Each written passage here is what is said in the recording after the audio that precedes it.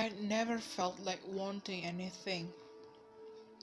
My dad and mom said that I was a smart boy who always thought about the situation of family, never willing to ask for something since I was a child. I really didn't have special desires. My sisters always say about their dreams, how to achieve dreams, how to have dreams.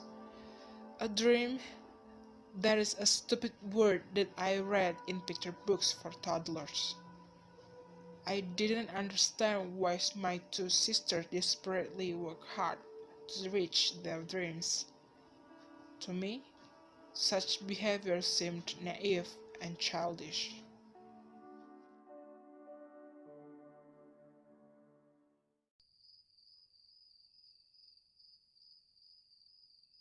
I read the question from the survey paper given by my teacher, which had to be filled out and collected the next day. I shifted my gaze to all corners of the room. My room was very ordinary, with only one single bed, a pair of table and chair, then a small shelf and cupboard. What is my dream? For myself, who had never had a desire since I was born, having a dream was a difficult and troublesome thing. I just sighed and then started to continue writing the paper. Stop doing things that are troublesome, I wrote.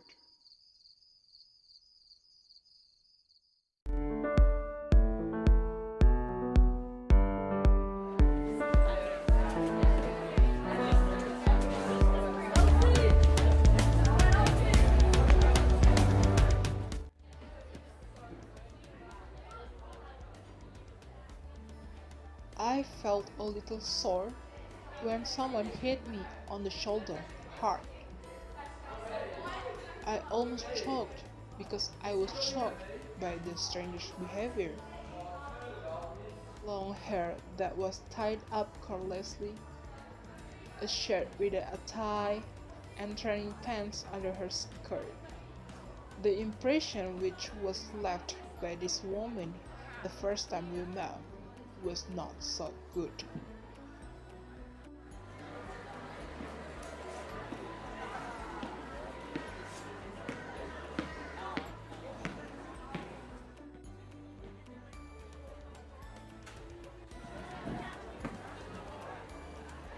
She held out her hand intending to shake my hand, but instead of shaking hands, I only saw her little hands hanging there, without the will to respond.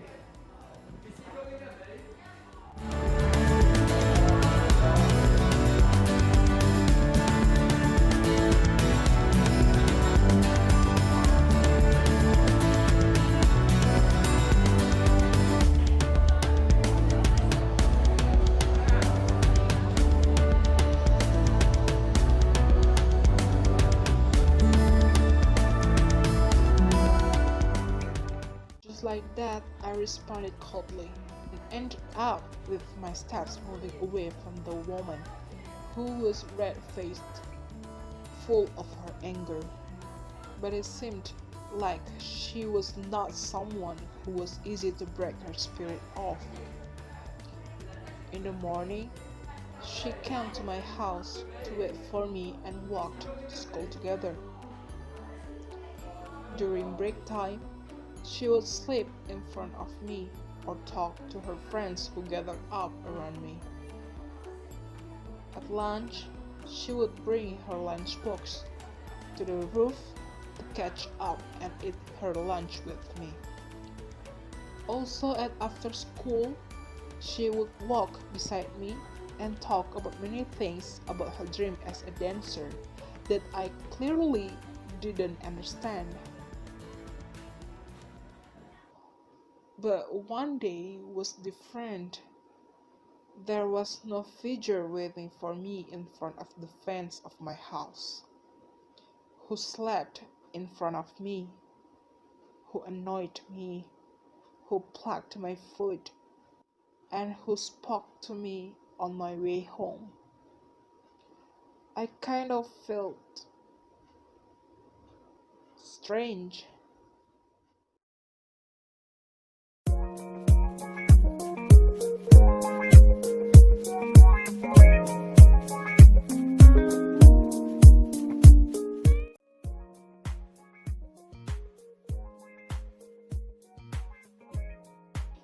The next morning, that woman barged into my class like usual and sat casually on someone's chair in front of me.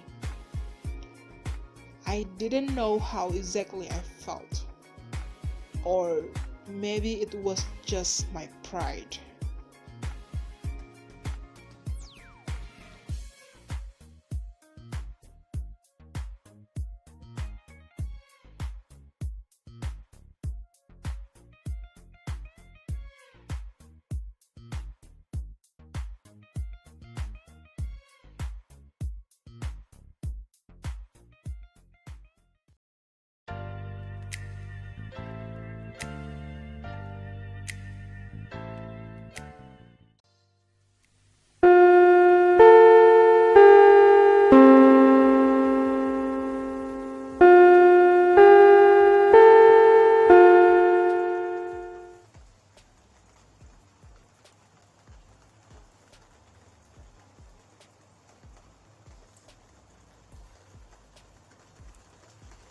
I muttered after seeing the inside of my bag. I decided to wait for the rain to subside, considering that there would be no one at home anyway, because of my older sister's graduation. I sat without doing anything for a few minutes, but it seemed that the rain wouldn't stop anytime soon, seeing how heavy water was falling from the sky. Without thinking, I walked out of my class to get rid of boredom. Once I realized I was next to the door of the extracurricular room that was mentioned by that woman. I was just about to turn my body when someone came out of the room.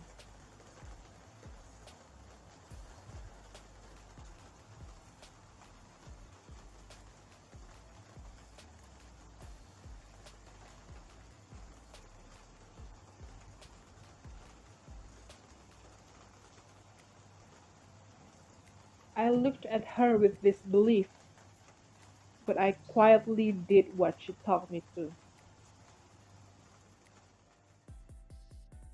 I pulled a camera out of her bag. Seeing the remaining memory, I tried to take pictures of some objects in that room.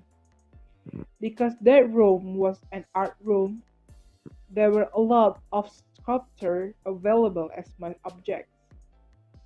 The quality of camera was very bad. Even the lens was slightly scratched. I wonder if this actually still worked or not. I exhaled on the lens many times. She came with two bottles of drinks in her hands, then gave me one of the drinks.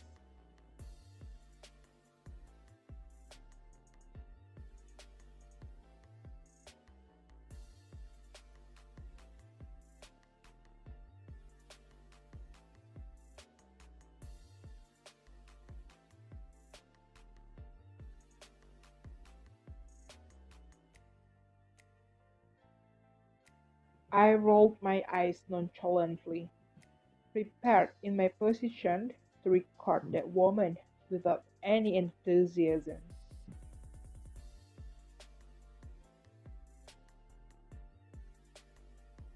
I said. She laughed a bit. As long as I stated some reasons for my presence in this room, the music began playing from the speakers next to me. That woman also began to move her body in sync with the rhythm. I didn't know since when I started to see a glimpse of light reflect in her eyes. At that time, I knew how passionate she was for her dream. Her smile that bewitched me to continue to pay attention to her movements. The energy she emitted was so mysterious and beautiful. Suddenly, she looked like a star that was difficult to reach.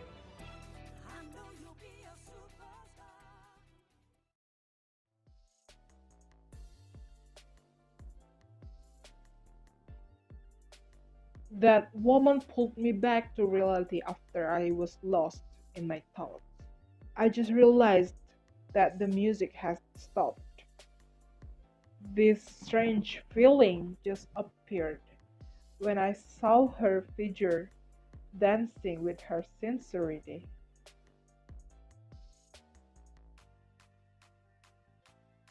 Unexpectedly, my words just came out of my mouth, making me and that woman flinch and felt awkward. I cursed at my mouth that suddenly lost control in front of someone who should not have seen my stupid actions.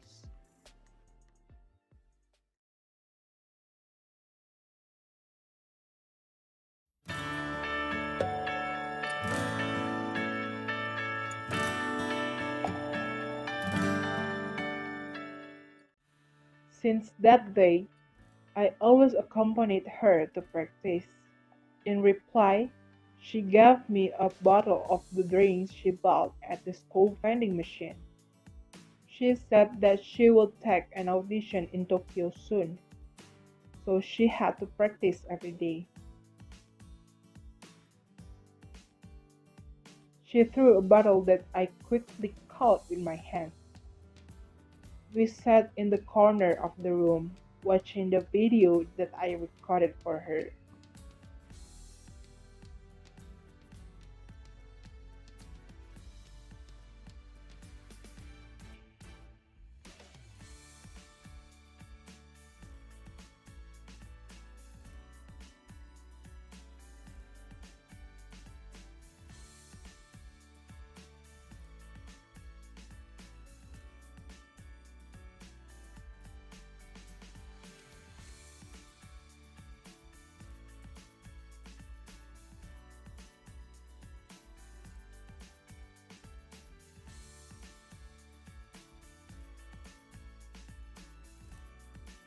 You are, indeed.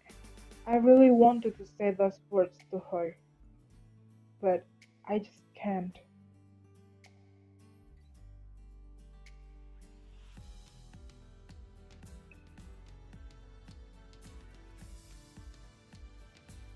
She said with her silly smile. She then took my hand and danced without any music played on. She just thrilled with her own heart, and I looked at her with my smiley eyes. I didn't even know I could have an affection like this towards someone. My day ended so beautifully.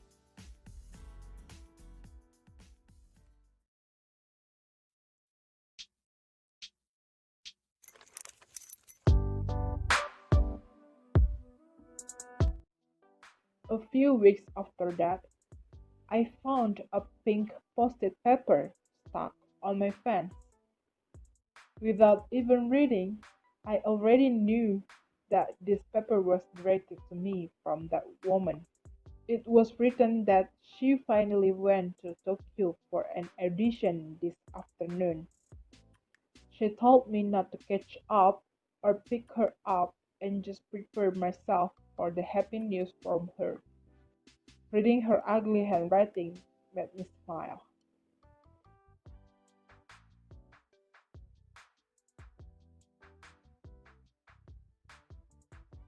That morning, I left for school with a smile.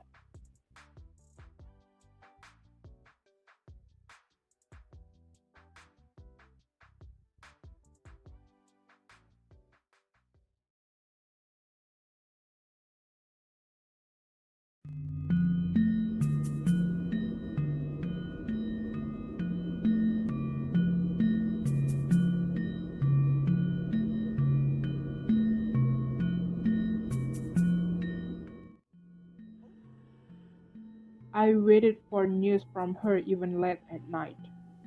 My hands were cold because I was worried about that woman. Was the audition not going well? Was her being rejected again? I should trust her more, shouldn't I? But what is the reason for not informing me this late at night? Did something happen in Tokyo? A million questions surrounded my mind until finally I received an email from Minmi and immediately opened it. There was a file attached to that email.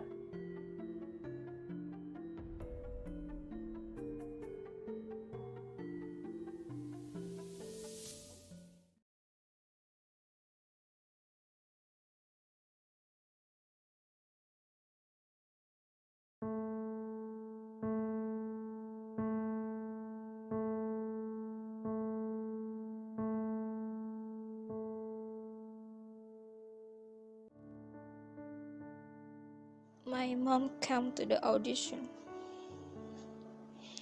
She came with my cousins and dragged me to the car and returned home. Mother then hit and scolded me. She even threatened to break my legs if I was caught dancing again. Mother didn't like me when I danced since I was a child. She always yelled at me and was mad at the way they let me dance. Ken, you know that I can't live without dancing, right? Telling me to stop dancing is the same as telling me to die. But what was even sadder was my mom, who is the one to forbid me from dancing. Ken, it's dark and cold here. The stars look very far and dim, even though I look at it from the roof of the school. The star was still unreached.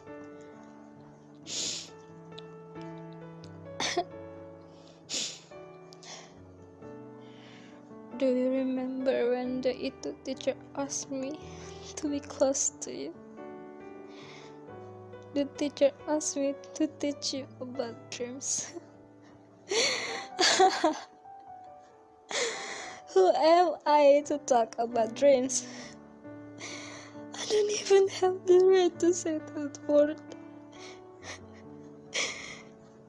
Sorry, Ken. I'm sure you will find your dream soon. But it's just not from me.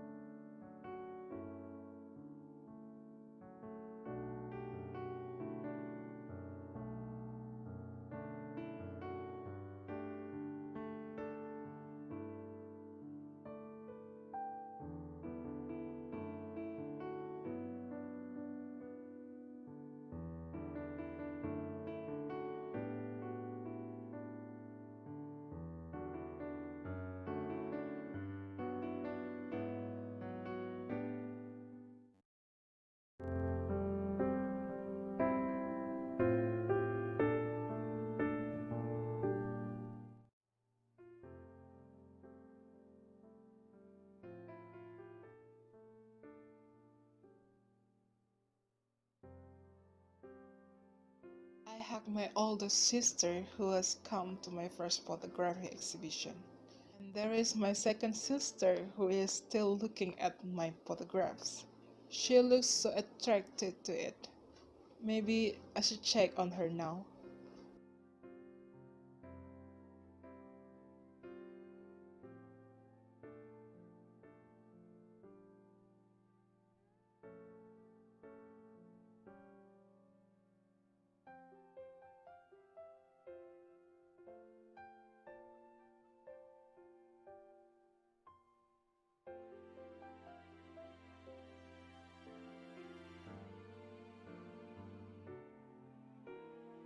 I'm quite startled at the statement my second sister says.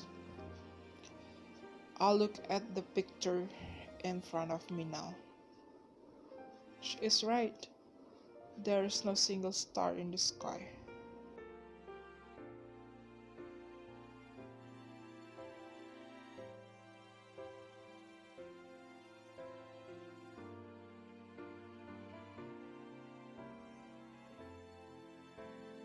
The stars,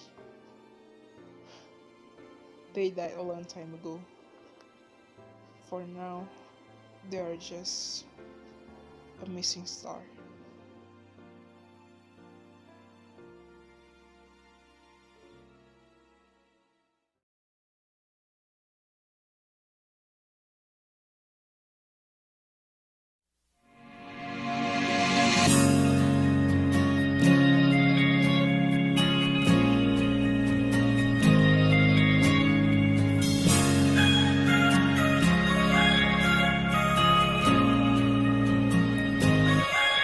So are you happy now?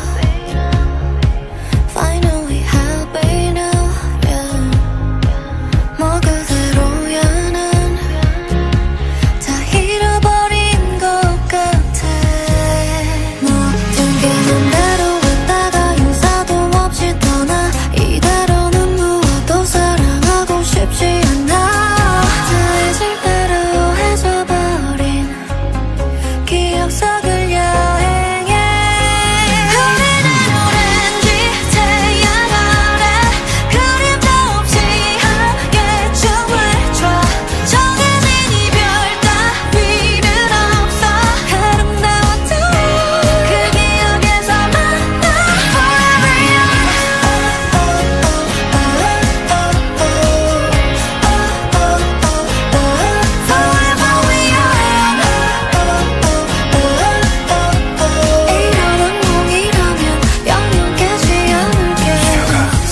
그래 여긴 섬 서로가 만든 작은 섬 Forever young 영원이란 말은 몰랐어 작별은 마치 연합은 저같이 그리움과 같이 마주하는 아침 서로가 이 영겁을 지나고 있어 나 다시 만나 믿어하던 누구의 말 다루고자 한 뼘짜리 추억을 잊는 게 참 쉽지 않아.